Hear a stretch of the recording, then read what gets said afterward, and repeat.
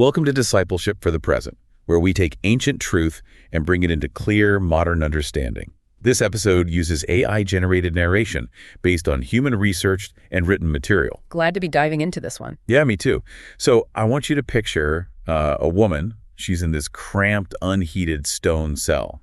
And this is in 16th century Spain, right? Right. It's not a comfortable place or time to be. Definitely not. Especially because the notorious Spanish Inquisition is, actively investigating, imprisoning, and sometimes even executing people, specifically people who claim to have these direct, unmediated experiences with God. Yeah, the stakes are literally life or death here. Exactly.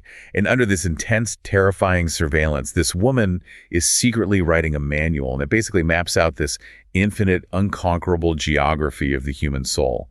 She's a cloistered nun, but she's also playing this incredibly dangerous game of theological and political chess. Which is just wild to think about. It is. We are stepping into the interior castle by Teresa of Avila, and we're specifically doing a deep dive into the summit of her work, which is the Seventh Mansions, chapters 1 through 4. And this is heavy stuff. Very heavy. So our mission in this deep dive is to take this profound, notoriously complex piece of mystical literature and hold it up against an unchanging standard. We're acting as mentors here, evaluating her internal experiences against the master instruction source. Right, Jesus Christ's core instructions for discipleship. Exactly. We want to find out what happens when a 16th century mystic's roadmap is tested against Jesus's commands regarding things like repentance, self-denial, total devotion, humility, the law of love, secret obedience, forgiveness, and fruitfulness. Yeah, that's the real test, isn't it? Because to properly evaluate this, we have to start by understanding the specific, the spiritual burden that Teresa's carrying in these final chapters. What is she really trying to get across? Well, she's desperate to describe this transition. It's a transition from a temporary state she calls spiritual union to a permanent, unshakable state she calls spiritual marriage. Okay, spiritual union versus spiritual marriage. Right. Throughout the earlier sections of her book, she maps out a soul's journey through these different mansions, right? Up until this point, the believer has essentially been visiting God. Like dropping by. Exactly. They experience these massive emotional highs, profound moments of spiritual sweetness, and even physical raptures. Wow. Yeah. But by their very nature, those intense feelings fade. The soul is left in the quiet and often in the dark. Right. So Teresa's burden here is to articulate what it actually looks like when a soul's core identity becomes inextricably fused with God's presence, like permanently. I want to pause on that terminology, actually. Spiritual union versus spiritual marriage. Because it sounds a bit ethereal, but the underlying concept is intensely practical when you think about it. It really is. When you read her descriptions of the earlier mansions, the soul is essentially going on these incredible, mind-blowing dates with God. That's a great way to put it. There are emotional fireworks, but we all know that the honeymoon phase of any relationship eventually ends. Right. And in this seventh mansion, Teresa uses the metaphor of a little butterfly. And this butterfly has represented the restless, seeking soul throughout the entire book. Mm-hmm. And she says right here at the summit of the spiritual life, this butterfly dies. Yeah, she does. Which I have to admit, that sounds incredibly morbid to a modern ear. Like if you're listening to this today, if the goal of discipleship is abundant life, why is her ultimate metaphor about an insect dying? It sounds a bit much. It sounds anti-human, or at least like a total destruction of our personality. I get that. It's a crucial tension to resolve, though. When she says the butterfly dies, she isn't talking about the destruction of the human intellect or the personality. Okay, so what is dying? She is talking about the death of the relentless, anxious pursuit of feelings. Yeah. The butterfly, flits around constantly looking for the next spiritual high, the next moment of sweetness. Chasing the buzz. Exactly, chasing the buzz. When the butterfly dies, and she says it dies with joy, by the way. With joy. Yeah. Right. It means the soul has stopped striving for the emotional fireworks of that dating phase. The flashy dates are over. Right. What replaces them is the quiet, permanent reality of a shared life.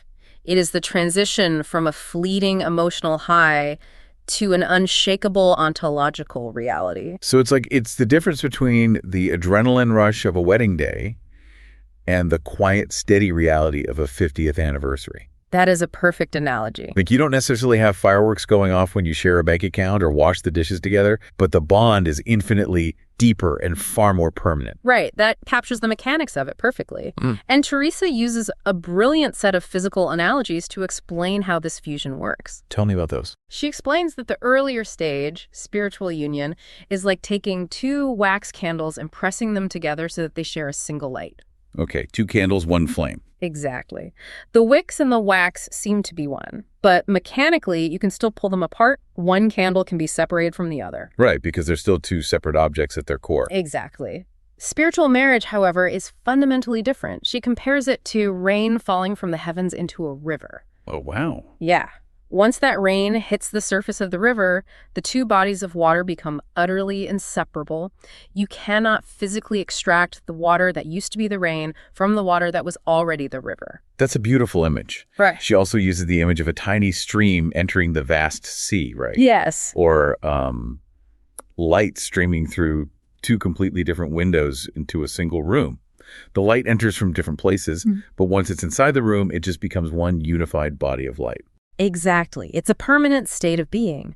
And she claims that God initiates this state by bringing the soul into its own absolute center, a place she calls a second heaven.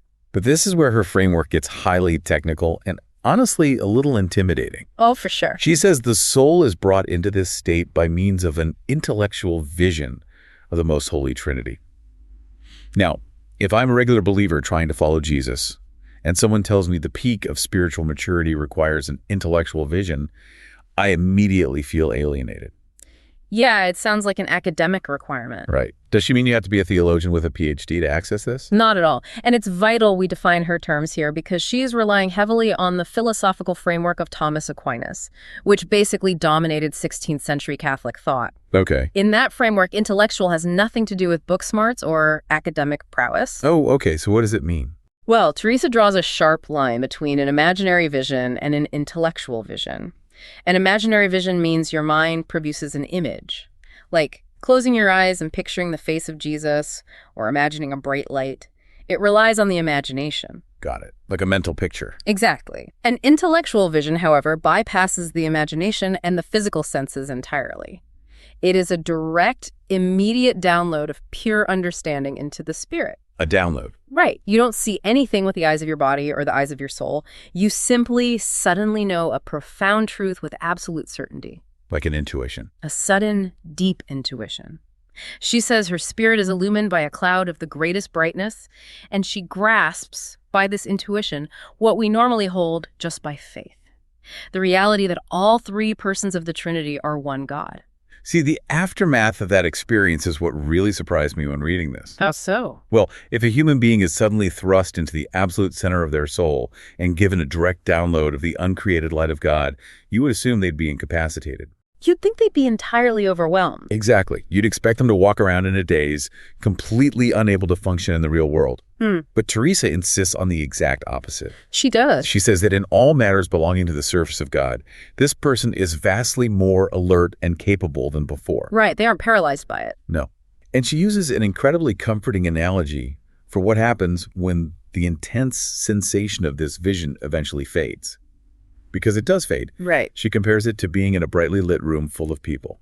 Suddenly the shutters are closed and the room goes pitch black. Okay. You can no longer see the people around you. You have no visual or sensory confirmation that they are there, but, with absolute certainty that they haven't left the room.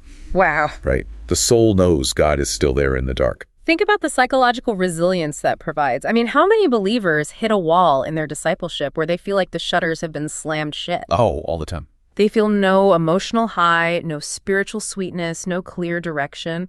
In a modern context, we often label this spiritual dryness or a crisis of faith. Right. The dark night of the soul type stuff. Exactly. Teresa is outlining a profound mechanism for spiritual survival here. She is saying that mature discipleship requires the realization that the absence of feeling does not equal the absence of God. That is so good. The king has not abandoned the palace just because you can no longer hear his voice in the halls. Wow.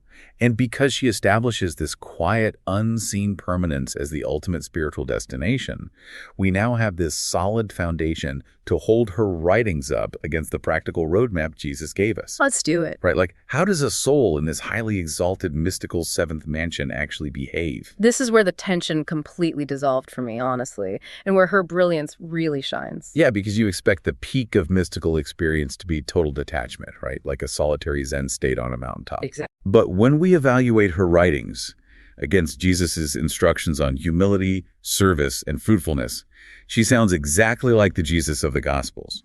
She is adamant that the true sign of this high mystical state isn't floating in the air or experiencing trances. No, not at all. The absolute, undeniable proof of spiritual marriage is good works.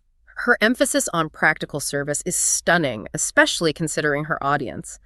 Because to understand the weight of this, we have to remember how the story of Mary and Martha was traditionally weaponized in her era. Weaponized? Yeah.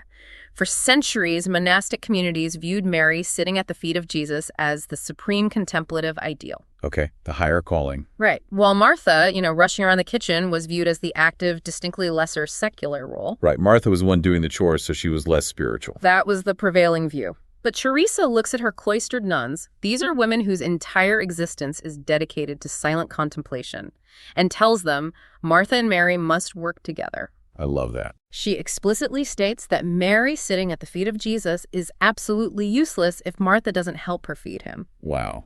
She's completely dismantling the hierarchy. She really is. She is dismantling the hierarchy that places spiritual isolation above physical service. She is telling women who spend hours in silent prayer that if their prayer does not result in actionable, humble service, the entire spiritual edifice is a fraud. It is a radical reality check. She's basically telling them that the highest peak of union with God is doing the chores for the people you live with. Yep. She commands her sisters to strive to be the least of all and the slaves of God, constantly seeking ways to please and serve their companions.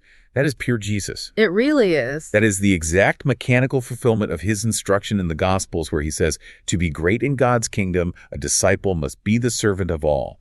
She's completely stripping away the glamour of mysticism. And we see that same exact alignment when we evaluate her against Jesus' instructions regarding total devotion and self-denial. Oh, absolutely. Jesus commanded his followers to deny themselves and put aside selfish ambition. And when Teresa describes the psychology of a soul in the seventh mansion, she says there is a self-forgetfulness so profound that it really seems as though the soul no longer existed. Now, let's stop and examine that phrase for a second. Okay. Because, again, my modern radar goes off. It seems as though the soul no longer existed. That sounds terrifying. It does sound extreme. It sounds like the Buddhist concept of ego death or some complete metaphysical vanishing act where the human personality is just annihilated. Does Christian discipleship really demand that we cease to exist? It's a critical distinction to draw.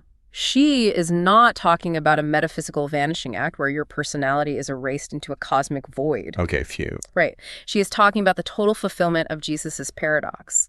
Whoever loses his life for my sake will find it. Right. In her framework, what ceases to exist is the obsessive, self-referential ego. The part of us that is always thinking about ourselves. Exactly. She writes that this soul has no knowledge or remembrance that there is either heaven or life or honor for herself because her entire being is consumed with seeking the honor of God. Wow. The mechanism here is displacement. The ego doesn't just vanish into nothingness. It is completely displaced by the overwhelming presence of Christ. She no longer cares about her own spiritual reputation. Or how holy she appears to others. This isn't, modern self-esteem management. It is the absolute crucifixion of selfish ambition. And the practical outcome of that crucifixion is most visible in how this person treats their enemies. Yes. This is so challenging. When we look at Jesus's core instructions regarding the law of love and forgiveness, he's famously uncompromising, right? He says, love your enemies, pray for those who persecute you. And Teresa writes that souls in this seventh mansion bear absolutely no enmity toward those who ill-treat them. Which is hard to even fathom. It is. They don't have to suppress a desire for revenge because the desire to hold a grudge simply isn't there anymore. It's just gone. It's gone. In fact, she pushes this to an extreme that is deeply challenging. She says these souls conceive a special, intense love for their persecutors. A special love for the people hurting them. Yes. If they could, they would willingly give up their own spiritual favors, their own peace and joy, and hand them over to their enemies. Just hand them over. Just so those enemies could be saved from offending God. Think about the psychological mechanics required for that kind of mercy. To look at someone who is actively causing you pain, and to genuinely desire that your own divine comfort be transferred to them. It's staggering. She views the sin of others not with righteous wrath, but with a profound, agonizing pity. Yeah. And she uses a haunting metaphor to explain this perspective. The man tied to the post. Exactly. She asks the reader to imagine a man tied to a post. His hands are bound tightly behind his back, and he is starving to death. Awful image. But right next to him is a table covered with the most delicious food imaginable. He is dying of hunger, not because there's a famine, but because he is bound and cannot reach the food to put it into his mouth. Yeah. And Teresa asks, would it not be extremely cruel to stand looking at such a man and not give him this food to eat? That reframes the entire concept of human conflict. Because when someone attacks you or sins against you, our natural human instinct is to view them as an enemy combatant who needs to be defeated or punished. Obviously, we want justice. Right. But Teresa's saying, no, look closer. That person isn't an enemy combatant. They are a starving prisoner tied to a post. Their sin is the rope binding their hands. Wow. And she believes that our prayers and our radical forgiveness can loose those chains so the person can finally eat the bread of life. It's an incredibly beautiful reflection of Christ's heart for the broken. It really is. But, as perfectly as her heart aligns with the Gospels in these areas, we have a responsibility as mentors, to be honest here. We do. We have to look at the whole picture. Teresa's worldview was firmly rooted in the 16th century. Her framework is not a seamless, perfectly clean match with the raw simplicity of the New Testament. No, it's not. Because she was writing in such a specific, high-stakes environment, her text introduces some severe complications to Jesus' core instructions. The most glaring tension arises around the instruction of repentance and faith. If you look at how Jesus presented faith in the Gospels, it is remarkably simple and accessible. Very simple. He speaks to fishermen, to children, to outcasts, turn from sin, turn toward God, trust the good news. It is relational and direct. But Teresa's text, well, it relies on an incredibly dense, esoteric taxonomy of spiritual experiences. Very dense. We briefly touched on the difference between imaginary and intellectual visions, but she spends pages rigorously categorizing the suspension of the faculties, various types of locutions, which are inner spiritual voices, and hyperspecific trance states. And the danger there is obvious. Oh, yeah. A modern believer trying to deepen their faith picks up the interior castle, reads about the seventh mansion, and it's a massive barrier to entry. They look at her 50-point mystical rubric and think, well, I've never had an intellectual vision. Right. I've never experienced the suspension of my faculties. I don't hear locutions. Therefore, I must be a second-class Christian. Exactly. I must be stuck in the basement of the castle, totally incapable of true discipleship. Her intense categorization makes it feel like there is an elite VIP tier of Christianity that regular people are locked out of. Exactly. And the reason she created such a rigid taxonomy wasn't to be elitist, it was a survival mechanism. This is where we have to look closely at the shadow of the Spanish Inquisition. The Inquisition. Right.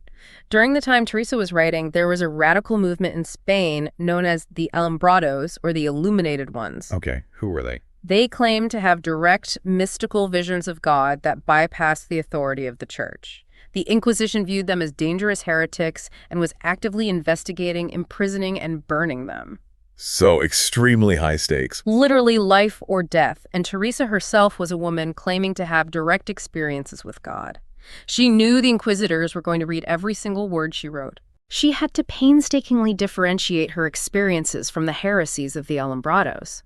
She had to prove to the theologians that her visions were orthodox, not demonic or fabricated. That makes so much sense. That geopolitical terror is what birthed this incredibly complex terminology. So we really have to filter her complex taxonomy through the lens of a woman trying to survive the Inquisition. Yes, absolutely. But there is another major tension in her writing that directly complicates Jesus' instruction on self-denial and cross-bearing. This one is tricky. It is. Jesus explicitly told his disciples to take up their cross daily. And in a first-century context, that meant being willing to endure the suffering, rejection, and persecution that naturally comes from following him in a broken world. You endure the cross placed upon your back. Right. But Teresa describes the souls in the seventh mansion as having a desperate, almost obsessive desire to suffer. She says they want to live for many years just to endure the severest trials. Yeah. They actively crave persecution and sickness so they can help the crucified Christ. To understand the mechanics of why she viewed suffering this way, we have to examine the theological environment of 16th century Spanish Catholicism. Which was very different from ours. Completely different. This era placed an immense, heavy emphasis on extreme physical mortification. Mortification of the flesh. Right. There was a prevailing belief that enduring bodily pain was a way to intimately unite with the physical agony of Jesus on the cross. Furthermore, this is heavily tied to the medieval concept of the treasury of merit and purgatory. Okay, break that down for us. There was a deeply ingrained idea that intense suffering in this life could pay down spiritual debts, either for yourself or for others. Wow. So when she writes that the ultimate penance for a mature soul is when God takes away their health so they can no longer perform hard physical penances, she is speaking from a theology that views physical suffering as a direct currency of grace. And this is where we have to draw a hard line as we guide listeners. Jesus did not say seek out suffering. He did not. He did not command his followers to build their own crosses or to romanticize misery or to actively pursue sickness and persecution. He said, deny yourself and follow me. Yes. There is a subtle but massive theological difference between faithfully and joyfully enduring the unavoidable suffering that comes your way and actively glorifying suffering for suffering's sake. The latter is a cultural imbalance of her era, not a command from the Gospels. That is exactly right. If we don't understand the environment she was writing in, we risk adopting her cultural imbalances as biblical mandates. Which would be a mistake. A huge mistake. We have to look at the physical and psychological reality of her daily life to fully grasp why she constructed this elaborate interior world. Well, let's paint that picture then, because it completely changes how you read the text. Go for it. So the year is 1577. She is writing in the convent of St. Joseph of Avila. Her intended audience is not the general public. She explicitly states she is writing this for her sisters and daughters, these cloistered Carmelite nuns. Teresa had reformed the Carmelite order, pushing them toward a life of extreme, radical poverty. They went barefoot. They were strictly cloistered, meaning they took vows of permanent enclosure. They could never leave. Never leave. She writes about their insufficient housing, meaning these women were packed tightly into small, uncomfortable, unheated stone spaces. They had very few opportunities for recreation. Add to that physical confinement the immense geopolitical anxiety of the era. Europe is tearing itself apart in the wake of the Protestant Reformation. Yeah, the world is chaotic. Extremely chaotic. Spain is a fiercely Catholic empire, viewing Protestantism not just as a theological error, but as an existential threat to the fabric of society. It was a tense time. Very. At the very end of the text, Teresa prays for God to give light to the Lutherans. She's carrying the psychological weight of a fractured, warring world, all while sitting inside a locked, impoverished convent. And just to observe this impartially, because we want to be clear here, when she mentions the Lutherans, we are simply looking at the historical reality of her 16th century Spanish Catholic worldview. We aren't taking sides. Right. We aren't litigating the Reformation. We are highlighting this to show that the chaos, violence, and anxiety of the outside world were constantly pressing in on her, even behind massive stone walls. Exactly. So put yourself in the shoes of the women she is leading. You are a nun locked inside a single physical building for your entire life. That is heavy. Your physical movements are heavily restricted. Your diet is restricted. You cannot leave. If your entire reality is confined to a tiny stone box, human psychology demands an escape valve. Otherwise, you'd lose your mind. Exactly. Why did Teresa write a massive book mapping out vast, infinite, dazzling mansions? Because she knew these women needed an infinite interior universe to explore, since their exterior universe was permanently restricted. In the epilogue of the book, she makes a statement that I find incredibly moving. She tells these women that they can take their delight in this interior castle, and she explicitly says they can enter it and walk about in it at any time without asking leave from your superiors. Ah, wow. Do you see the brilliant subversive genius of that? She is handing them a profound psychological and spiritual freedom. Yes. These were women who had zero physical autonomy. They couldn't walk out the front door. They couldn't even move to a different room in the convent without asking for permission. Right.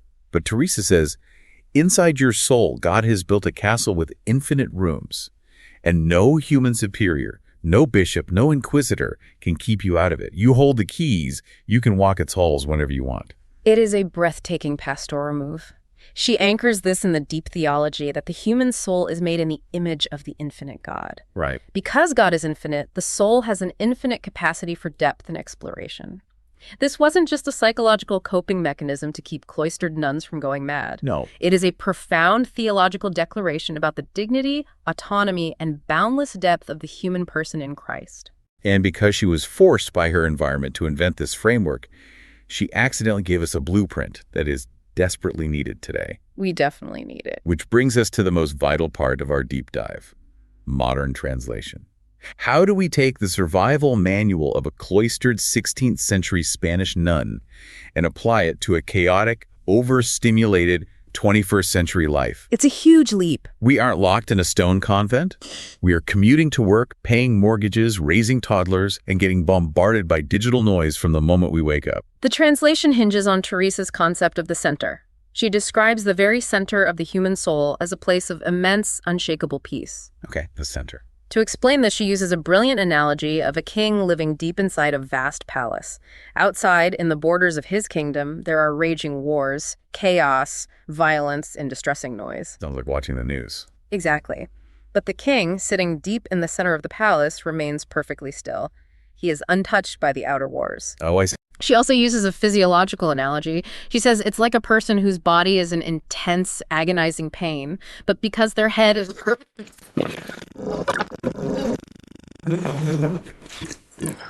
intact. Okay, if I'm listening to this today, my immediate objection is, how on earth do I build this unshakable palace when my phone buzzes 500 times a day? It's a fair question. We live in an era entirely defined by information overload and outrage. The wars Teresa's talking about aren't just geopolitical anymore. They are in our pockets. Right. We have social media algorithms designed to spike our anxiety, a 24-hour news cycle that monetizes panic, career stress, cultural conflicts. The outer wars are raging directly into our eyes and ears every single second. How do we keep the king at peace? Teresa's answer to the modern noise is what we might call active stillness, or the practice of secret obedience. She's very clear that to access the seventh mansion, your faculties, your mind, your memory, your ability to process information, they do not have to be completely shut down or annihilated. Right. You don't have to quit your job or throw your phone in a river. Exactly. But your center must become firmly anchored in the continuous awareness of God's presence. Right. You build the palace by realizing that, as the Apostle Paul wrote, your life is hidden with Christ in God. So when the passive-aggressive email from your boss comes in and ruins your afternoon, Hate those. or the news cycle spikes your political anxiety, the outer courts of your life, your emotions, your schedule might be in absolute turmoil. But the core of your identity, the king in the center, remains perfectly at peace. The external storms are real, but they are not allowed to penetrate the sound head. Precisely. And she radically redefines what it actually costs to cultivate that kind of stillness. Right. We mentioned Mary and Martha earlier, right? We did. In modern Christian culture, we have deeply internalized the modern work ethic. We love to be busy for God. Productivity is our ultimate metric of value. We measure everything by how much we produce. Exactly. But Teresa points out something about Mary Magdalene choosing the better part that completely reframed the story for me. Yeah, let's look at that. She says Mary didn't just sit peacefully at Jesus' feet in a serene, quiet living room. To get to the feet of Jesus, Mary had to exercise immense courage. Tremendous courage. She had to walk through the streets of a town where she was a publicly known sinner. She had to enter the house of Simon the Pharisee entirely uninvited. She had to endure the uncharitable, mocking, judgmental stares of powerful religious men just to wash Jesus' feet with her tears. It's a breathtaking insight into the mechanics of contemplation. Teresa's arguing that true stillness at the feet of Jesus requires profound courage and immense mortification. Yes, it isn't a retreat from reality. It is a bold, costly action against the grain of the world. For a modern believer, choosing to turn off the noise, choosing to sit in silent prayer when there are a million productive things you could be doing, feels like a little death. It really does. It is a mortification of our ego's desperate need to feel busy, important, and in demand. It takes immense bravery to be still and admit that the world will keep spinning without your constant input. So how do we take this profound, courageous mysticism and let it actually change our behavior tomorrow morning. What is the practical application for a regular person listening right now? Teresa addresses this head-on with what I would call the ambition to be small. The ambition to be small, I like that. In her letters and writings, she frequently deals with nuns who are feeling restless and ambitious. These women are saying to her, I want to save souls. I want to be a martyr in a foreign land. I want to do massive things for the kingdom, but I'm stuck inside this convent. I'm not an apostle. I can't preach to the masses. We want to make an impact. Exactly. Her answer to them is a devastating critique of how we view influence today. She tells them, do not try to help everybody, but limit yourselves to your own companions. Wow. Think about how violently countercultural that is for the 21st century. It completely goes against everything we're taught. Our modern discipleship is completely obsessed with scale. We want a global platform. We want our thoughts to go viral. We want to have massive impact and change the cultural landscape. Yeah, we want to be influencers. Right. We expend massive amounts of emotional energy arguing with strangers on the internet about macro-level theological and political issues, completely convinced we are fighting for the kingdom. Teresa is looking across the centuries, cutting through our delusion and saying, stop. Stop worrying about changing the whole world. Serve the people you actually live with. Serve the people you work with. She asks a question that I think every single person listening needs to pause and reflect on. She asks her nuns if they're trying to build towers without foundations. Towers without foundations. Are you seeking massive spiritual influence, a huge digital footprint, or grand theological debates, while simultaneously neglecting to be the servant to the person sitting right next to you? It's so convicting. God does not look at the magnitude of what we do. He looks at the love with which we do it. If you want to experience the absolute heights of the seventh mansion, you don't need a viral ministry or a massive platform. Go do the dishes for your spouse when you are exhausted. Go help a frustrated coworker with a project they are failing at, and do it with overwhelming self-forgetful love. That is the ultimate, undeniable test of spiritual fruitfulness. She writes that if you wish to lay good foundations, each of you must try to be the least of all, and the slave of God, and must seek a way and means to please and serve all your companions. It's all about how you treat the people right in front of you. The mechanism is simple.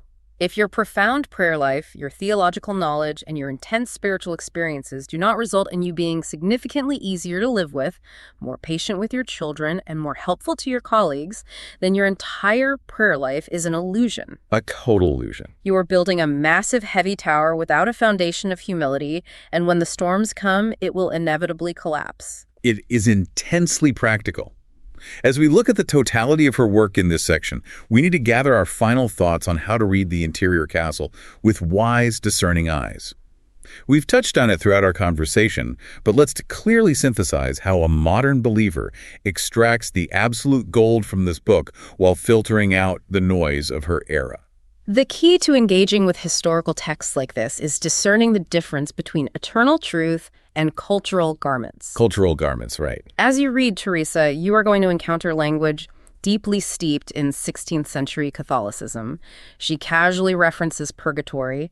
She relies heavily on the extreme mortification of the flesh. And a self-deprecation. Yes, she constantly uses an intense, almost uncomfortable self-deprecating language, referring to herself repeatedly as a poor, miserable creature and insisting she deserves to be a slave to the whole world. It can be a lot to take in. It can. The modern reader should not be alienated by that terminology, but we also must not feel spiritually compelled to adopt it. We have to understand why she spoke that way. She was living in a theological ecosystem that equated intense guilt and physical debasement with piety. We recognize it as the cultural garment she was wearing to survive her time. Right. You do not have to hate yourself to love God. You do not have to adopt the psychological guilt complex of a 1500 Spanish nun to be a faithful disciple of Jesus today. Exactly. Her severe self-deprecation is a product of her time, not a requirement of the gospel. But if you can look past the cultural garments, if you can filter out the 16th century Catholic taxonomy and the fear of the Inquisition, what is the pure spiritual gold that remains? The gold that remains, transcending all centuries and cultures, is her ultimate, unwavering conclusion about the singular purpose of intimacy with God. And what is that? Listen to her exact words as she sums up her magnum opus. This, my daughters, is the aim of prayer. This is the purpose of the spiritual marriage, of which are born good works and good works alone. Good works alone. That is her thesis statement. She spends hundreds of pages mapping out the most complex, exalted, mystical geography in Christian history, only to land on the simplest instruction Jesus ever gave. It all comes back to love and service. She teaches us that true, deep mysticism does not make you float away from humanity. It does not isolate you on a mountain of spiritual superiority. It plunges you violently and lovingly deeper into serving humanity. Right. The closer you get to the absolute center of the castle, where the king resides in perfect peace, the more you are sent back out into the dirt and chaos of the world with a towel and a basin to wash feet. Good works and good works alone.